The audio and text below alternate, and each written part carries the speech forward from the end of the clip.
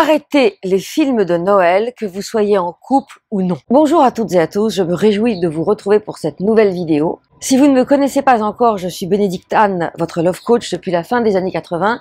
J'accompagne des hommes et des femmes qui ont jusque-lors galéré en amour, à attirer la bonne personne, et je les aide à naviguer dans les écueils de la nouvelle jungle des relations amoureuses, et surtout en tenant compte de leurs propres blocages, ces fameux blocages internes qui les dirigent telle une boussole vers les personnes inadaptées. J'ai deux événements importants à partager avec vous. Le premier, c'est dimanche 16 janvier à 20 h au Café du Pont-Neuf à Paris. C'est un atelier café tantra. Vous trouverez les infos ci-dessous. Et l'autre, c'est le prochain Zoom, dimanche 22 janvier à 20 h sur la thématique des 6 secrets que vous ne connaissiez peut-être pas pour être heureux, heureuse en amour en 2023. Tous les liens sont dans la description. Enfin, si vous ne l'avez pas déjà fait, je vous invite à vous abonner à ma chaîne.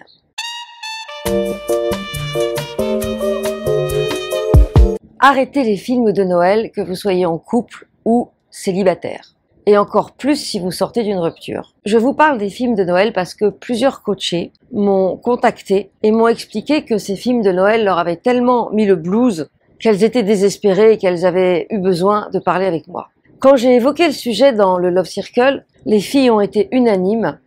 Elles ont dit qu'elles avaient regardé ces films, mais en fait, elles sortent de là beaucoup plus plombées qu'avant. Pourquoi? Parce que les films de Noël s'adressent une fois de plus à des personnes, et à des femmes en particulier, qui sont seules au moment des fêtes, à savoir Noël en famille, sans partenaire, si tant est qu'il y ait une famille, le 31 décembre avec des amis en couple, ou une fête dans laquelle on boit et on fume des joints, au pire. Mais il ne se passe rien, peut-être on va coucher avec quelqu'un, mais ça va s'arrêter là. Et donc c'est un moment difficile pour les personnes seules parce que entre la partie festive, familiale, et la partie festive que l'on partage avec son partenaire, il y a beaucoup de solitude, il y a beaucoup de vide. Et ces films racontent l'histoire d'une personne improbable, mais très souvent jeune et belle et pas conne, qui va rencontrer d'une manière tout aussi improbable un homme très beau, très riche et très intelligent. Et tous les deux, de manière encore plus improbable, vont s'aimer au point que l'une d'entre elles va amener l'homme dans sa famille. Famille qui lui dit depuis des années, quand est-ce que tu nous amènes quelqu'un? Quand est-ce que tu nous fais un bébé? Ces films-là sont faits pour surfer sur la vague de la solitude et vous nourrir comme un roman rose, comme un roman de Guy Descartes, comme un roman de Barbara Cartland, comme Nous deux, comme un film romantique, comme une plaquette de chocolat. Ces films-là sont destinés à compenser, combler vos angoisses. La bonne nouvelle, c'est que vous n'êtes pas obligé de les regarder.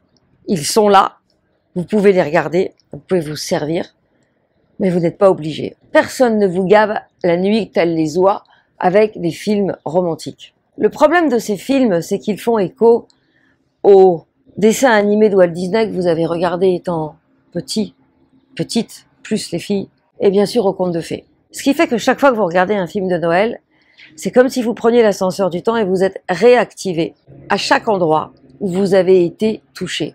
Histoire d'amour pourrie, rupture, première histoire d'amour, dessin animé, conte de fées, et enfin l'enfant que vous étiez, celui ou celle qui a tellement souffert de la solitude, qu'il s'est écrasé et qu'il a cessé de demander de l'attention. Et qu'il a décidé de survivre comme il pourrait, avec ses petites barrières.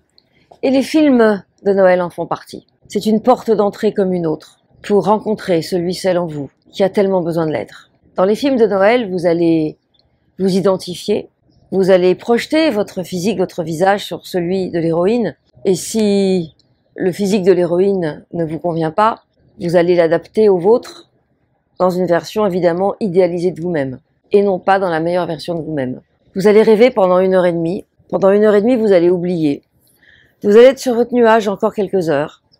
Et puis au réveil, ça va revenir.